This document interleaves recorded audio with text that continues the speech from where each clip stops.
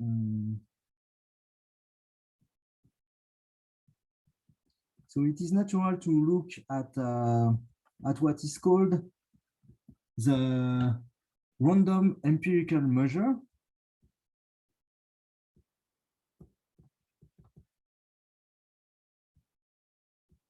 which is called LNP, which is a random measure on R, okay?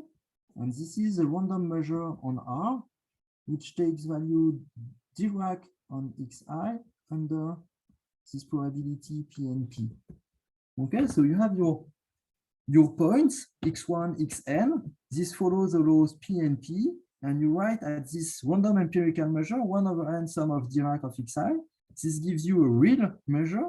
Okay, if you test it on a function on R, and this gives you exactly sum of f of Xi, but you look it under this probability stuff, this probability measure.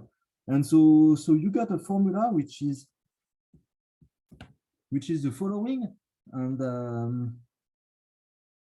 that I want to write. It is a lot of formula. I'm sorry, this is maybe too long to get to it, but this is important, I believe, to explain the story. So when you look at IQ of unit ball of SPN, now you see in the formula before, you have this 1/√dn, you have the gamma function, you have to make some approximation of this, and this is not very hard. You are able to do everything that you want, and you get this Zn power -1/dn. Zn, because in IQ, remember that there is a normalization divided by the volume to the 1/dn. And what you get here in this other term here, this term here, is nothing else that you see here. This is 1/n sum of Xi squared. So this is exactly the function t squared that you test under LNP. Okay, but this is power q/2. So this is exactly expectation of LNP scalar, a function that I will call h2 power q/2, everything power 1/2, where h2 of t is t squared. Okay, when you look at, so this is the formula to prove theorem 1. The formula to prove theorem 2 is really, you make this quotient, and again you see some formulas with gamma function, or something that you can compute the second order in the asymptotic expansion. Okay, and here you will have this formula divided by the same. Okay, so h2 is t squared, so this is already sum of Xi squared, so this is the Hilbert-Schmidt norm squared. So here you are happy, and this is the Hilbert-Schmidt norm, and here power 1/2, and maybe I will just write another formula that we have from this change of variable, but this is already the work in Kablushko, Prochnow, and Taylor in a sense. So this is this.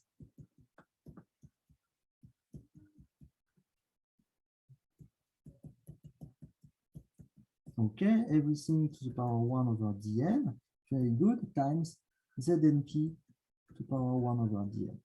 Okay, so to understand all the asymptotics of this formula, oops, sorry. To understand all the asymptotics that appear in this formula, you see that you have to understand this random empirical measure and to which measure it could converge, and to understand how Znp could converge to something. Then you enter in a new world. So I have 10 minutes to describe you the new world. Do you agree with 10 minutes, or you wanted me to finish before? Go ahead. For sure, 10 minutes. Okay. Perfect. Okay, so the new world, I will describe it now. So I will restrict myself in the case of theorem 2. So the case of say wheel symmetric or complex Hermitian or quaternionic Hermitian. So this is the case where you have some precise value, as I said, of A, B, C. So A is 1 in this situation, C is always 0, and B is always the dimension seen as a real space of your vector field R. Okay, so it is 1 if you work on with matrix with real entries, 2 with complex entries, and 4 with quaternionic entries. Okay, and now you have your the measure that we have introduced is 1 over ZNP, we said, and we wrote it in the following way: B over 2 times n squared. So this is a good normalization to make H and P of X, where H and P of X is exactly, so 2 over n sum from I equal 1 to n of this. I had this gamma p, xi to the p. This is the p norm of x, very good. Minus 1 over n squared, sum over I difference than j of log of xi minus xj. Okay, this is the product of, I said a equal 1, so this is the product of xi minus xj to the power b, and the b is here. The b is here, so this is exactly what appears here in this product, and c is equal to 0, so there is no log of xi here in this expression. Okay, so this is why I said that we enter in a new world. This is because here we have in random matrix series, I have the following point of view to say that heuristically, as n goes to infinity,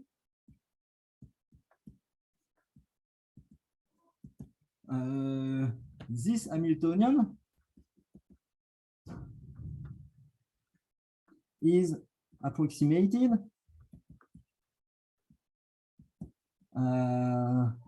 by the following quantity: IP of mu is equal, so you see, you remember mu, my empirical measure is a measure on, is a probability measure on R. So you look at this type of estimate. So this 2 comes from here, the gamma p comes from here, x to the p mu d mu minus integral over R2, where they are all different, okay, where all the x is different than y, of log of x minus y, mu of dx, d mu, dy. Okay, very good, provided that mu is close, sufficiently close to the empirical measure, LNP here. Okay, LNP, which was, if you look at here, which is LNP, if you replace mu by LNP, you get 1 over n sum of Dirac of xi, and you get exactly this quantity, 2 over n times this sum. Okay, so in this random matrix theory, but it is not exactly a name of random matrix theory. I don't know. It is also more about potential theory and so on. So it is expected that as n goes to infinity, LNP concentrates around a probability measure that minimize the functional IP. Okay, and this is really, it is expected that, so it requires some proof, and this is really the cornerstone in large deviation principle. So for the empirical distribution of large random matrices, and this was developed, I think the starting point was some work of Benarous and Alice Guillonnet in this setting. So this is where large deviation and enter in the game.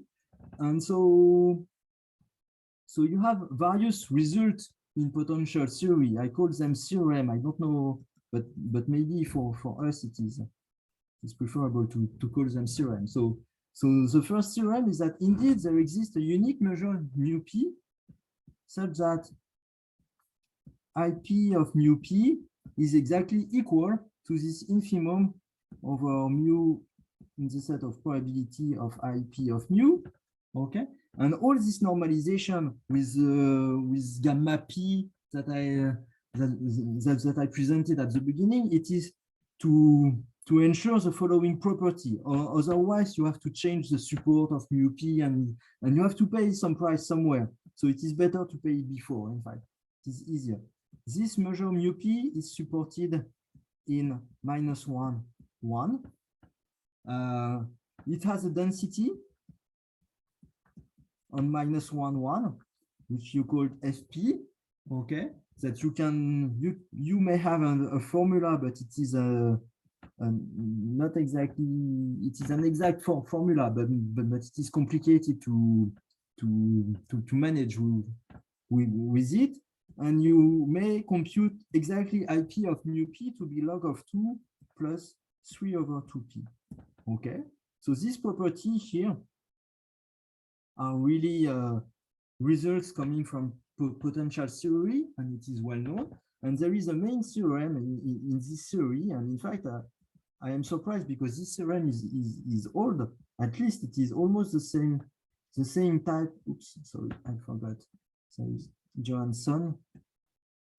There is 2s, and that's all. The theorem of Johansson in 1998. Okay, and in this theorem, in fact, if you take his theorem and look at the consequence of his theorem, you say that it gives exactly the following limit computation of limit, this log of 2 plus 3 over 2p. So you see this limit 1 over dn log of znp, it gives exactly this value of IP of mu p, and it gives exactly that limit as n goes to infinity of, it proves the convergence of lnp to this measure mu p. Okay, so the weak convergence of lnp to mu p whenever f and g are bounded continuous. Okay, so this is the two main results that I want to comment. Oops, this is not what I wanted to do. So the two main results that I want to comment, the first one is this one, and the second one here, this. So what can I say about the first one? The first one, if you look at it, it gives exactly the limit of 1 over dn log of znp. So if you look at it, you see exactly that it gives this quantity. Here. 1 over dn log of znp, it converges to something. So you know exactly the limit of the volume of the unit ball of SPL. Very good, very nice observation, in fact. Okay. The second thing is about the limit of this. So if you look at the previous formula, it gives you exactly the limit of this term of lnp scalar h2 to power q over 2. Very good. You want to apply it. You want to apply it, but then you realize that oops, you have a small problem. That is g, what f, the function f should be t squared. F of t should be t squared, we said. We want to evaluate lnp to a function which is t squared, and g is something power q over 2. Yes, but you have problems. This is not bounded function. So in fact, you realize that all this work, it is exactly where you need concentration inequality. And when you look at all the computations that were done in the paper Koenig, Meyer, and Tajor, and my paper with Gregoris and so on, it shows that in fact it works for polynomially bounded function. Not only bounded, but it requires some work. And in fact, you realize that in this random matrix series, they also knew, in fact, they also have a nice way to prove it, which was approximately the same with integration by part, and they have very clever result about it. So now I should finish, but you.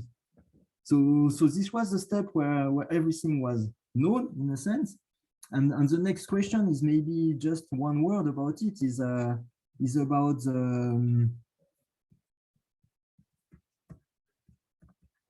it is about the speed of convergence of LNP scalar f, say with polynomially bounded function towards mu p scalar f. Okay, so this is the next question. So what we expect is we expect to understand the asymptotic behavior if you normalize it as it should be of this minus mu p scalar h2. Okay, so this is something which is called fluctuations of linear statistics. So this is why it is called FNP, as fluctuations for linear statistics. And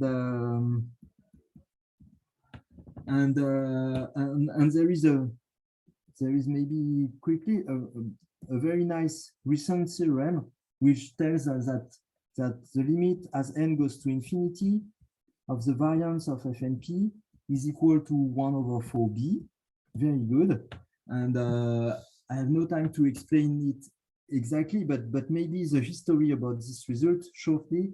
So this was already done in the paper of Johansson in '98, but it was done, you see,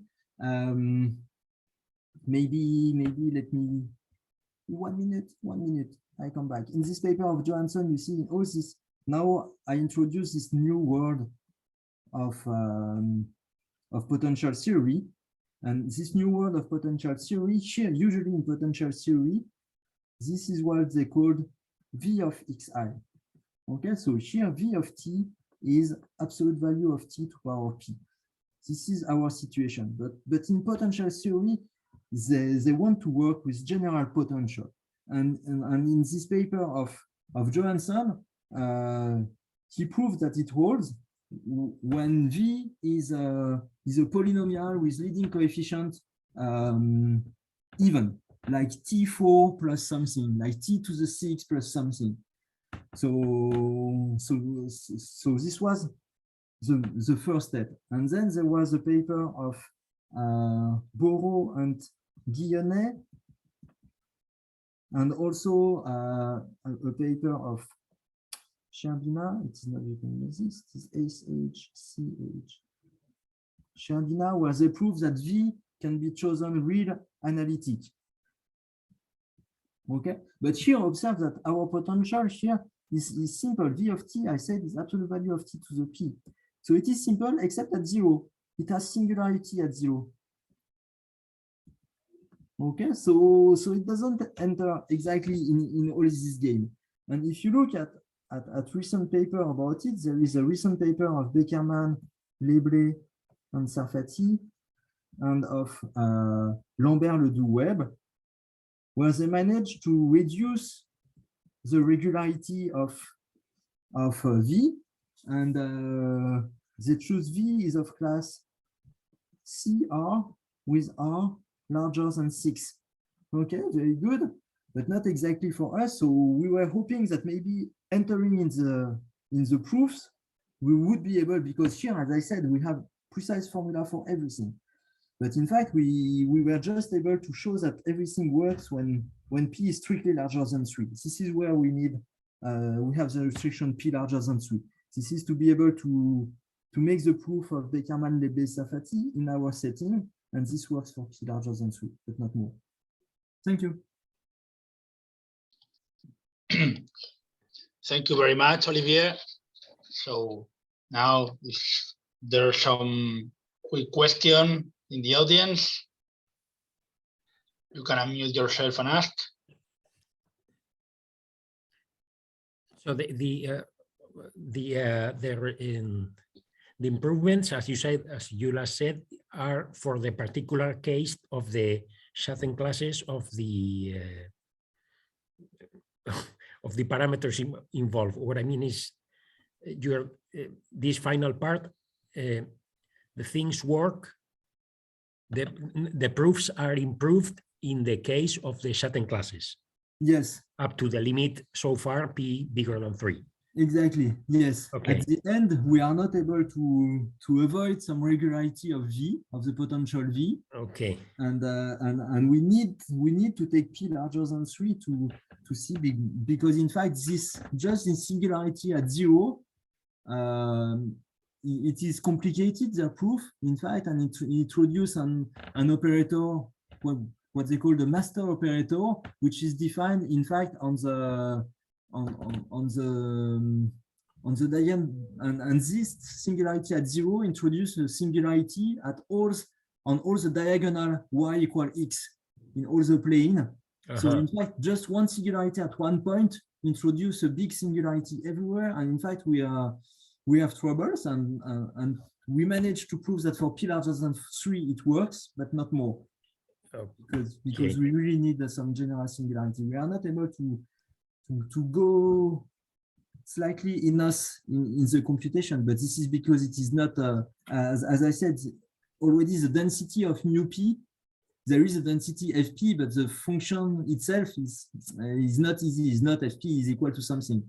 It is like comment on dit, yeah. Okay. Yes. Okay. Thanks. Okay.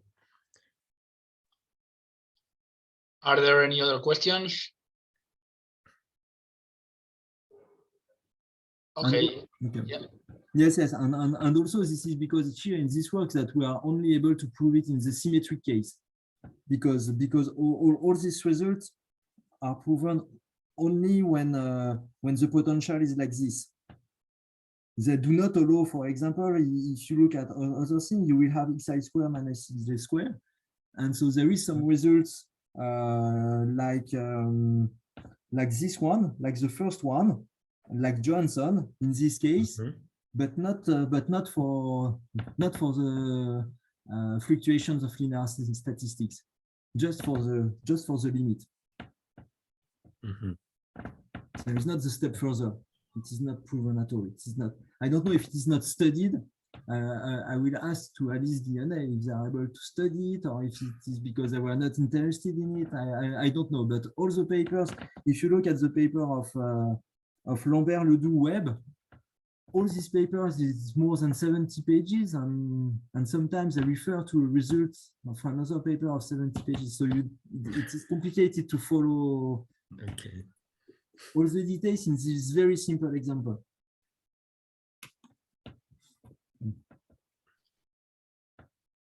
Okay. Anything else? Any other questions? Okay. If not, thanks again, Olivier, for this nice explanation in the Schatten classes. Thank you, Olivier.